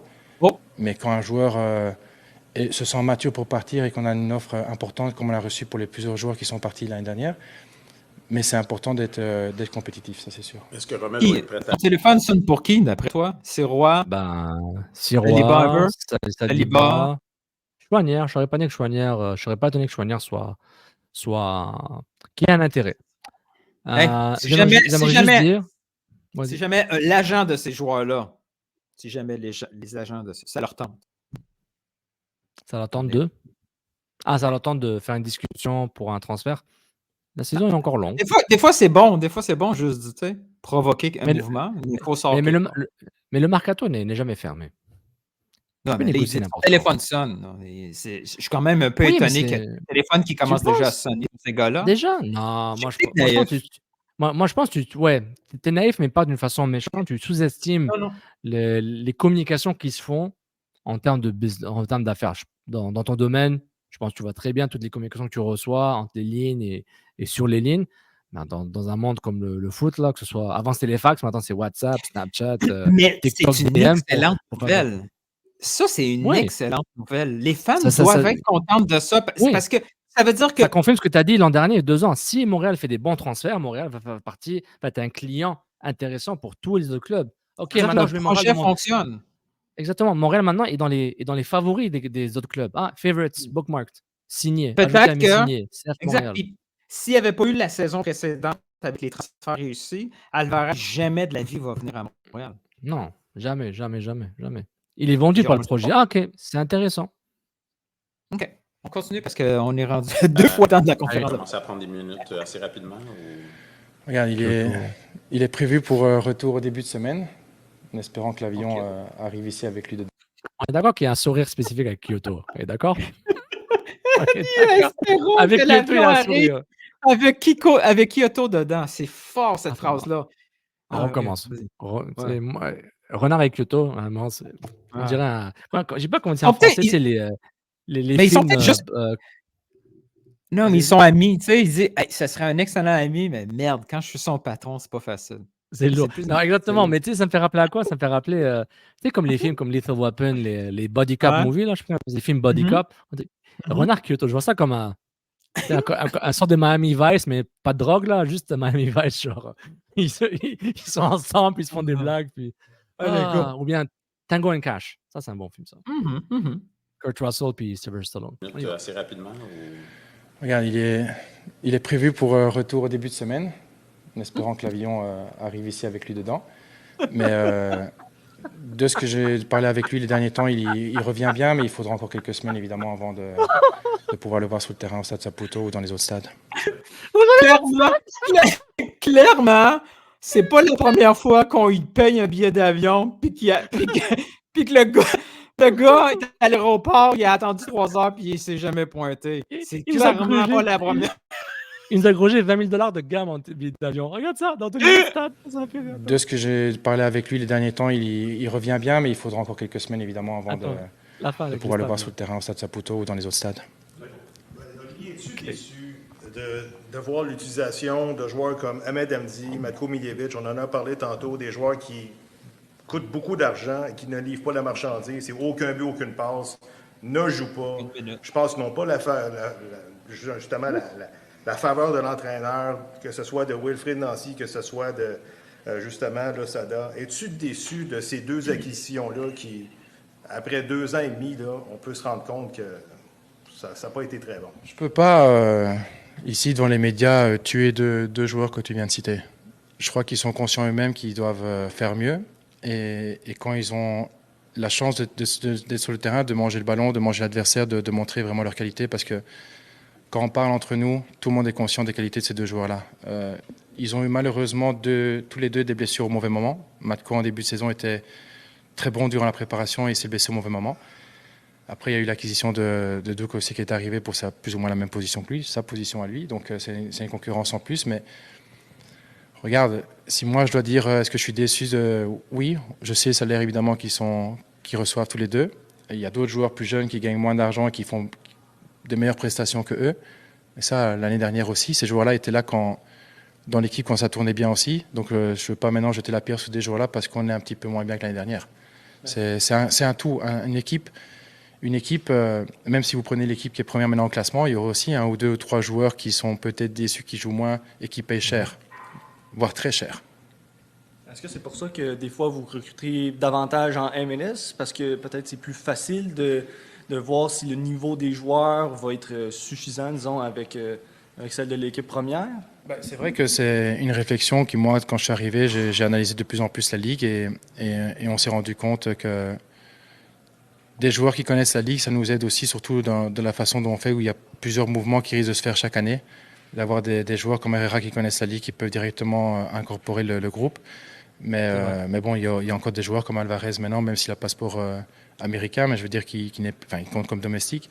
Mais il y a des jeunes talents chez nous qui sont encore très jeunes, parce que même Ibrahim Sounouzi n'a que 20 ans. Torkelsen n'a que 20 ans aussi, donc il faut laisser le temps au temps. Et c'est notre façon de faire. Ça fait 2 fois, laisser le temps au temps. 2 fois qu'il dit. Ouais, Respect. Respect. Il y a pas juste Twitter, il y a aussi TikTok. C'est ouvert TikTok. Puis ces temps-ci, il est dans le fameux le loop sans fin. Tu as écouté une vidéo jusqu'à la fin. Et là, c'est toujours le même mon clip qui revient. Il est dans ce clip-là. La pire chose qui m'arrive, j'écoute un TikTok, je pensais qu'il était long, je le pose sur mon téléphone, j'ai mes écouteurs, et je suis en train de faire la vaisselle, puis je dis, et le TikTok recommence. Ah non, c'était fini. En algorithme, il faut que je les sèche. Puis, c'est terminé. Il faut que j'aille. C'est terminé. Olivier, c'est ça. Olivier a fait la vaisselle, il a écouté le clip de Thierry Henry, et là, il est pris non-stop avec ça. Puis c'est et je pense qu'il a coûté beaucoup Kyoto Dentro. Ou Sandro, quel que soit là. Rommel! On est fatigué, continue. Qui tout d'un coup déplaît aux gens, peut-être, mais l'année dernière, ça plaisait. Et c'était la même façon que j'avais construit l'équipe il y a 2 ans. Donc, chaque année, il faut être patient et de voir. Et maintenant, c'est aux joueurs maintenant qui ont la chance de montrer, parce que même des jeunes joueurs qui voient un départ de Rudy Camacho, c'est à eux maintenant à gagner les galons titulaires. Pour que ça va bien cette saison, c'est Jonathan Sirois qui vient de signer une prolongation de plusieurs. T'es intéressé par Sirois ou pas? Bon, on va voir. Parce qu'on a des questions à répondre aux gens. Là. Sais-tu qu'est-ce qu'on va faire? Cet épisode-là, ça va être juste là-dessus, puis les questions, on va les garder, puis on va répondre ça dans un autre épisode. Qu'est-ce que t'en dis? On y va. Plusieurs années, qu'est-ce qui vous a convaincu de lui offrir cette prolongation-là? Premièrement, je crois que tout le monde se rend compte de ce qu'il est en train de faire sur le terrain actuellement, mais avec Jonathan, c'est un projet qui est vraiment commencé depuis 3 bonnes années. Il est rentré complètement dans le moule d'être prêté, de jouer, d'aller sur le banc. 6 pieds aussi, c'est peut-être la période la plus importante pour lui. Moi, quand on était sur le banc en 6 pieds, j'ai jamais téléphoné à l'entraîneur parce que je me suis vraiment dit, ça c'est peut-être le meilleur moment pour lui, c'est de ne pas jouer et de voir que c'est pas parce que tu es prêté d'un club MLS en 6 pieds que tu es obligé de jouer. Ouais.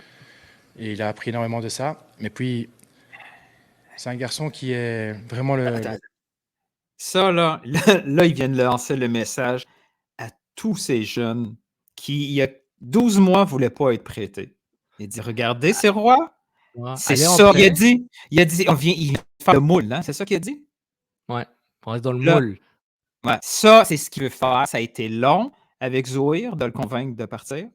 Ouais. Il va y avoir des cas d'exception, Koné, Saliba. Moi, je ne pensais pas que c'est un cas d'exception et je me trompe parce que c'en est un. Toutes les autres, là, il va falloir vivre du Sirois. Puis tu vois, c'est pas une garantie non plus parce que Sean Rea, il se retrouve dans un poste qui est compliqué. Il n'a toujours pas sa place. Sean Rea, c'est copier-coller de Sirois. Ouais. Et Sirois, c'est et ça a été une opportunité parce que s'il ne se blesse pas, Pantémis, on ne sait pas. Non, exactement. Parce qu'on va dire les choses. Il y a beaucoup d'histoires de joueurs, surtout pendant les gardiens, parce que c'est un poste unique, que, par exemple, est-ce que tu te rappelles, je pense que c'était Coupe du Monde 2002. Est-ce que tu te rappelles qui a joué titulaire pour l'équipe d'Espagne en tant que gardien? Qui est-ce? La réponse est simple. C'est le gardien le plus fort d'Espagne, historique. Celui qui a fait une blague bizarre avec Puyol, là, il y a quelques mois. Là. Le titulaire du Real Madrid. Oui, qui a fini à Porto, là, Casillas. Oui, voilà, ton gardien préféré. Top gardien, légende, avec Buffon, Neuer, pour un très bon gardien. Est-ce que tu te rappelles qui était supposé être le gardien à cette Coupe du Monde-là? C'est pas le chauve, là, celui qui a fini à Liverpool, là? Non, c'était Santiago Canizares. Tu te rappelles de lui à Valence? Oh, wow. Et tu sais comment il s'est blessé? Une bouteille de parfum est tombée sur son pied et a brisé un nerf. Ça, c'est l'histoire officielle. C'est l'histoire officielle. C'est l'histoire officielle. Ben attends, plus tard, je sais pas. Comment tu peux inventer cette histoire-là? Tu dis d'autres choses si c'est pas. Attends. Allez, on va trouver qu'est-ce qui pourrait tomber sur un pied. Un parfum? Ben non, c'est con, un parfum. Oui, c'est con, un parfum. Dans les commentaires, dites-moi si j'ai tort. Je me rappelle, c'était 2002, parce qu'à ce moment-là, Canizares était le top gardien. Valence fait back-to-back, 2 finales des champions. Je suis pas mal sûr, c'est qu'une bouteille de parfum est tombée sur lui ou un truc, puis s'est brisé le pied ou a cassé un nerf. Ça, et Casillas est devenu le gardien. Il était déjà un très bon gardien. Ouais. Mais il a eu sa chance, puis là, et Sirois, ce qui est arrivé, pour moi, c'est un miracle. Sirois, là, j'ai vu quelques highlights. Mais est-ce que tu voulais venir être un gardien qui fait des. Est-ce que moi, je le vois, genre. Non, mais attends. La première saison de CPL, il part avec un trophée. Il se dit, OK, il se donne extra. Et après, finalement, non. Mais ça, j'ai pas compris. J'ai jamais été intéressé à. Je lui ai pas posé la question quand il était au Canafc, au show au début de saison. Mais jamais compris comment un club qui a un gardien qui est le meilleur gardien de la ligue se décide de prendre un autre gardien, du Québec aussi, et le remplacer directement en pré-saison. Je pense que c'était en pré-saison. Je n'ai pas trop compris. Ça ne m'intéresse plus. Ce qui est fait est fait. Mais ne faites pas semblant. Je ne parle pas de Renard, là, du directeur sport, du VP football, mais beaucoup de personnes. Ne faites pas semblant que vous voyez Sidrois venir étant l'incarnation de Manuel Neuer en MLS. Il faut arrêter. Là. Genre, contre Philadelphie, tu appelles la victoire de 3-2 là, au Stade olympique. Il y avait quelque chose. Je dis, je l'ai vu, la première fois que je le vois en direct sur un terrain, j'étais en tribune, dans les estrades, pardon, puis je dis, mais OK, il y a quelque chose. Il y a quelque chose, il y a une prestance. Il n'est pas nécessairement très grand. Il n'est pas le prototype. C'est pas le prototype Courtois ou le gardien du Chicago, tu sais, les 1m95 là. Mais je me dis, j'étais impressionné. On continue. Prototype de ce qu'on veut voir ici. Quelqu'un qui est heureux d'être ici, qui veut tout donner pour ses partisans. Et il y en a d'autres. Nathan Saliba, qui a eu un début de saison compliqué, est en train de montrer maintenant toutes les qualités qu'il a. C'est un 2004, il est encore fort jeune. Est-ce qu'on peut respecter sa mémoire des dates de naissance, des années de naissance du joueur? Je suis pourri dedans. 2004. Il dit 2004, je fais pourquoi il me dit 2004? Puis là, j'ai manqué 3 phrases. C'est pour lui dire qu'il a 19 ans. On peut respecter ce niveau de connaissance et de mémoire? C'est très typique dans un club de foot de connaître les années de naissance, par rapport aux académies, tout ça, mais est-ce qu'on peut dire bravo? Oh, bravo. Je suis en 1975, by the way. 80. Waouh, c'était pas nécessaire. Les entrées de Jean-Anthony Vissin, c'est quelqu'un qui nous apporte une autre dimension dans son jeu, mais qui est très jeune aussi. Et moi, tous ces joueurs-là peuvent jouer. Quand Ismaël a commencé l'année dernière, on se demandait qui c'était, puis il n'a plus quitté l'équipe. Ces joueurs-là, moi, je suis persuadé que le coach, quand il va les lancer, et qu'ils vont continuer à jouer, ils vont prendre. Et je crois que c'est une fierté aussi pour nous d'avoir aussi cette année-ci le record de plus de joueurs de l'académie sur le terrain en même temps. Et avec une équipe compétitive quand même. Oui, on n'est pas premier au classement, je suis conscient de ça. Oui, on a fait des très mauvais matchs aussi. On a des difficultés pour marquer. Après, ça sera à moi, à Vassili, de trouver les bons joueurs au bon moment quand on va pouvoir le faire avec le budget que nous avons. Georgie, Ismail, and Alistair. Have you followed them in Europe, and how do you think Elias. To not just adapt to European football, but also to represent the project of development that you have here? But look, that's why also I answered to Jeremy about the fact that they asked to leave the club. It was not that they want to leave the club. That was more the project that they can make. And I still now in contact with all the 3 players. They are happy there. They're happy also. Ismail is also. I follow them on Twitter. I see the highlights. C'est bon. Olivier sur le page. On est amis. They are good with us. Il y a des jeunes joueurs qui ont... We go fish. Disons... I recoupe the ball. And then, we go fish. I go fish. Qui n'avaient plus la faveur de l'entraîneur ou qui n'ont pas eu la faveur de l'entraîneur. Certains joueurs, il y a eu des petits incidents, puis après ça, on ne les a plus revus. Gilles Anthony, ça a pris du temps avant de le voir sur le terrain. Je présume que c'est des joueurs que vous avez hâte de voir, vous avez hâte d'évaluer dans des vrais matchs. Qu'est-ce que vous pouvez faire pour discuter avec votre entraîneur, pour dire, écoute, peut-être qu'il s'est passé quelque chose, il y a peut-être eu un incident ou quoi que ce soit, mais est-ce qu'on peut leur redonner une deuxième chance ou une autre chance? De toute façon, c'est certain que moi, je discute de ça avec l'entraîneur. Après, c'est lui qui décide qui est sur le terrain ou qui est dans la tribune ou sur le banc. Je vois que tu parles de Chandrea. C'est ce que j'allais dire. Il est en train de dire Chandrea sans dire Chandrea. Mais j'aime ça. Il a vu que c'était une balle courbe. Non, c'est pas une rapide que tu m'envoies. C'est la balle papillon, la Pasquale Ball. Il l'a vu, la Pasquale Ball. Ouais. Pour garder ça italien, il a vu Zambrotta côté gauche qui arrive là, puis il se dit faut que je fasse attention. Je suis fier de moi. Sean a eu pour moi beaucoup d'opportunités en début de saison, notamment aussi avec le nombre de blessures, mais il a bien fait. Oui. Et si on regarde les minutes que Sean a joué, il a joué le double de minutes en plus que Matko et Hamdi ensemble. Donc il a eu beaucoup de minutes et j'espère qu'il en aura encore d'autres. Ouais, il aurait dû juste garder Hamdi parce que Matko a joué 0. On continue. Mais c'est bon, il y a un entraîneur et qu'un staff, on peut pas. Surtout... Statistiquement, il a raison. Statistiquement, il a raison.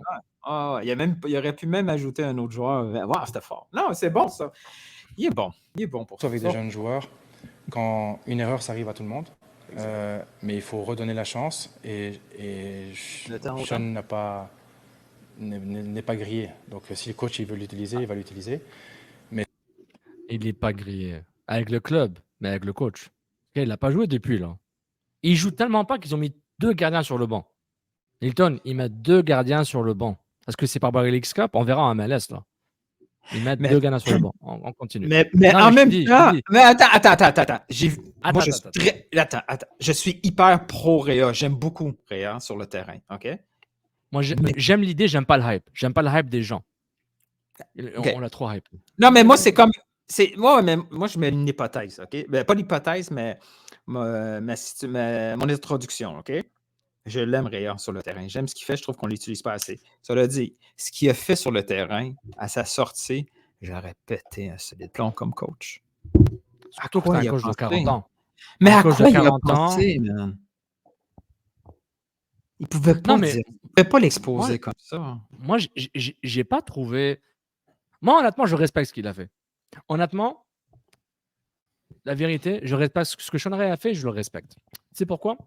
Parce que déjà... C'est ton gars, c'est ton fils, tu lui dis ça, je te respecte ce que tu as fait? Non. C'est son gars, là.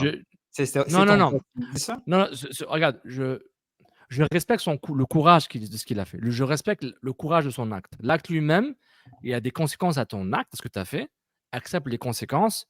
Ailleurs, dans le foot, dans la vie, dans le travail, etc., tu auras le même type de réaction ou de punition ou de conséquences par rapport à ton acte. Mais déjà, la réaction initiale, genre moi, mais je viens de rentrer, pourquoi je sors? C'est normal.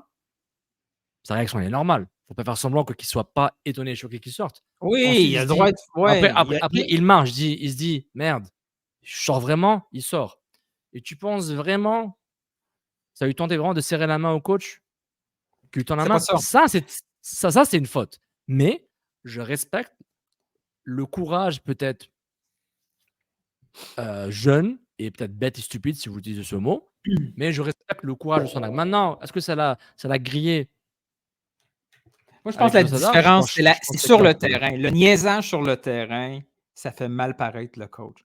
Après qu'il sort, il est en colère contre le coach. Le coach, il passe tout droit à côté du coach, il pitche son chandail, il est fâché. Il est en colère, mais il n'est pas en train d'humilier le club et le coach, l'image. Sur le terrain. Mais bon. OK, je te comprends. C'est pas si grave que ça. C'est pas si grave ce qu'il a fait. Pour lui, oui, parce qu'il n'a pas joué. Pour lui, maintenant, oui. mais pour dire, je ne dis pas que je cautionne l'acte, mais je respecte le courage qu'il a eu parce que si tu prends un joueur, ça vient avec ses qualités, les qualités et les défauts de sa personnalité. Je dis ça sur Kyoto. On adore Kyoto. Mais Kyoto vient avec ses défauts qu'il faut prendre. Et voilà. Et Sean Ray est très jeune, il peut encore changer ou s'adapter au moule, comme dit Olivier Renard, qui est le CF Montréal. Putain que je suis fort. C'est aussi à eux à prendre la chance quand ils doivent la prendre et ne pas mettre la frustration aussi là-dessus. Je crois que c'est important qu'il continue à s'entraîner tous les jours comme il le fait. Et le jour où il va de nouveau avoir la chance de pouvoir rejouer, j'espère pour lui qu'il pourra démontrer toutes ses qualités. Olivier, une pause de 3 semaines et demie avant le prochain match. Vous avez été blanchi 12-13 fois depuis le début de l'année, on le sait. Est-ce qu'il y a eu une discussion avec l'entraîneur à savoir, tu sais quoi, le 3-4-1-2, on met ça au rencard, on va essayer avec un style un peu plus offensif. On sait que Camacho a été échangé, il aurait été exposé dans une défense à 2 et tout ça. Est-ce que... 3-4-1-2, c'est pas défensif. C'est pas défensif, c'est juste trop défensif. Non, mais c'est ça. C'est genre, et je suis pas là pour critiquer Gavino, ça peut être n'importe qui, mais avec Olivier Renard, si tu rentres avec des formations, tu te restreins dans ta question. Il faut dire, en termes de but, les blanchissages, ça a très bien commencé et tu finis avec. Il ne faut pas lui donner un élément de réponse. C'est ça, parce qu'il va dire, ouais, mais un 3-15-2, la formation, ça importe. Je vois déjà la réponse, je n'ai pas encore vu. La formation, ça importe peu, c'est la qualité des joueurs, le positionnement sur le terrain, blablabla. Donc voilà. Encore une fois, là, j'ai l'impression que je critique parce que je ne suis pas là-bas. Je suis désolé, Gavino et Jérémy. Une chance qu'ils sont là. Pas de philo, pas de Gavino. La conférence de presse dure 5 minutes et on n'a pas de show. 5 minutes, on n'a pas de show. Ouais. C'est le podcast, c'est Montréal. Et MC Radio. Et Couscous Piri-Piri. Et qu'un football club. Let's go. Il y a eu une discussion à savoir, on change le schéma tactique pour brasser un petit peu la soupe.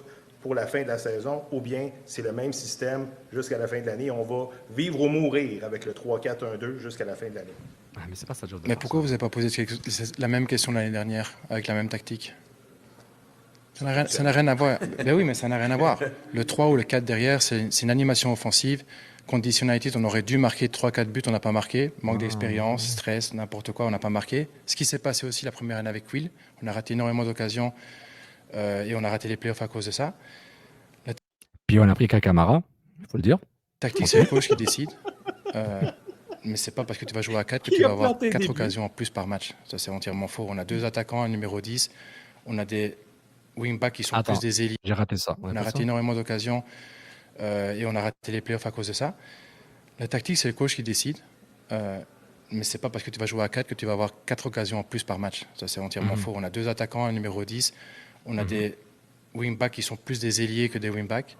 Et c'est l'animation offensive, ça c'est au coach à trouver les solutions, mais ça n'a rien à voir avec à 3 derrière ou pas. On a vu l'année dernière, on a eu beaucoup d'occasions. Il dit winback, il n'y a pas de équipes qui ont marqué le plus. Il dit pas piston, lui, parce qu'on n'a pas des pistons, on a des winbacks. C'est quand même important. Là. S'il y a des Belges qui nous écoutent, si jamais il a 50 ans, je pense que dans le slang, le jargon belge ou le urban slang belge, il y a quelques mots d'anglais de temps en temps. Quoique il est dans le foot, donc dire winback, c'est pas quelque chose de fou. Là, parce que quand il va chatter avec Rotterdam, il va pas dire piston gauche. Mais moi, ça m'a tout le temps gossé parce que quand on pense à piston, on pense vraiment à des fous furieux, à la Marcelo qui court boum, boum, boum, boum, boum, boum. C'est pas ça du tout, l'Europe de Montréal. Non. Une fois la course de Lassie est brûlée après la deuxième. Oui, mais toi, il est Lassie, là. Il faut en parler un jour. Là. Mais c'est plus Zachary Broguer. Lui, c'est un piston. Ouais. Importe peu. Ouais. À patati, à patata. À papati, à papapa. Oui, on n'a pas marqué beaucoup de... Je sais pas, c'est quoi, combien de matchs, dit Blanchy? Mais on a aussi eu beaucoup de matchs où on n'a pas encaissé le but non plus. Donc c'est toujours bien de regarder le côté négatif, mais moi je regarde le côté positif aussi. L'équilibre. Ça, c'est Lavoisier. Rien ne se perd, rien ne se crée, tout se transforme. Incroyable. C'est lourd, hein? J'ai raté mon coup. Est-ce que vous le voyez comme un autre projet ou vous pensez que dès ce moment-ci, à la fin de la saison, il peut apporter quelque chose de tangible, si on veut, sur le terrain? Là, je suis certain que c'est un projet, mais tous les joueurs sont des projets. Et ils peuvent même avoir 27-28 ans. Les joueurs, ils viennent pour jouer, ils viennent pour nous aider. Après, s'ils font toute la carrière ici, tant mieux. Si après il y a une offre pour eux, ils partiront. Comme ça arrive dans tous les autres clubs aussi, surtout en Europe. Mais après, voilà, il vient d'arriver, il est fort jeune, il faut s'adapter au football ici. C'est une compétition particulière. Mais on est très content de son arrivée. Il y avait beaucoup de clubs sur lui aussi en Europe notamment. Donc on va lui laisser le temps. Torkelsen peut prendre des minutes aussi et les autres joueurs aussi. Donc, c'est un jeune joueur. Oui. Il a presque dit le temps. Ouais. Il a presque dit. Et voilà. La conférence de presse est terminée. On avait comme plan de match. De récupérer vos quinzaines de questions suite à la conférence de presse, mais pour ne pas brûler tout ça, puis on est rendu presque à 1h30 déjà, juste là-dessus. Que dirais-tu qu'on s'en plus tard? Est-ce qu'on les répond genre bien avant vendredi prochain? Mais oui. Mais on le publie sur Twitter Blue Verified. On va réfléchir à ça, mais oui. J'ai exposé le temps. Ouais, c'est ça. Il expose. Moi, c'est comme ça. T'as fait un chant de réa de toi-même. Je t'ai grillé, mec. Non, mais tu sais, je veux surtout pas scraper les questions. Parce qu'on Elles sont excellentes. Ouais. Mais on va le faire bien. Il y aura un épisode 53B. Ou 54. 54, ouais, les stats. Voilà, c'est pour les stats. Bon, hey, Milton, super, je me suis amusé. Ouais. Si le club regarde ça, on fait ça avec le sourire, les gars. Hein? We love Montreal. I love this game. Come on, guys. Puis, si jamais vous avez des questions, des commentaires aussi sur YouTube, go. Laissez des commentaires. On regarde régulièrement, puis on essaie d'interagir avec vous. Puis, vu qu'on fait ça gratuit, vous pouvez faire juste comme Sofiane l'a dit là, en début de show. C'est pas un gros effort. Faire un petit like, un share, faire un petit review. Hein, ça peut être 2-3 mots seulement sur peu importe les podcasts. Ça nous aide par la suite. Fait que, partagez le lien à d'autres gens. Vous avez des groupes. Je sais que vous avez des groupes WhatsApp où il y a au moins 20 personnes qui parlent de foot. Là, la Premier League commence là, dans pas longtemps. Là. Je reçois des pubs partout de participer à la fantasy de la Premier League. Vous parlez Premier League, partagez notre lien de podcast à tous vos amis et amis IES, à tout le monde pour qu'ils puissent. Même les ennemis, parce que des fois, les ennemis, ils voient un tweet, puis ils s'énervent, puis ils oublient tout ce qu'on a dit sur son ami. Hein? C'est vrai. Regarde, leçon de vie gratuite provenant de Sofiane Benzaza. Un ennemi, un ami et plus une incompréhension devient un ennemi. Un ennemi, c'est un ami avec une petite incompréhension, c'est tout, un petit malentendu. Tu devrais faire des petits TikTok comme ça de conseils. Conseils? Conseils de vie gratuits. Conseils de vie. Hey! Tu es un malentendu de près que ton ami devient ton ennemi. Attends. Bon. Il est où le Sofiane que je connais en privé? Là, il a l'air doux, tout le monde s'aime. Allez, là. Ciao tout le monde. Allez, ciao tout le monde, merci. À la prochaine. Couscous Piri-Piri, Twitter, blablabla, Facebook, TikTok, YouTube, etc. Ciao tout le monde. À la prochaine. Ciao.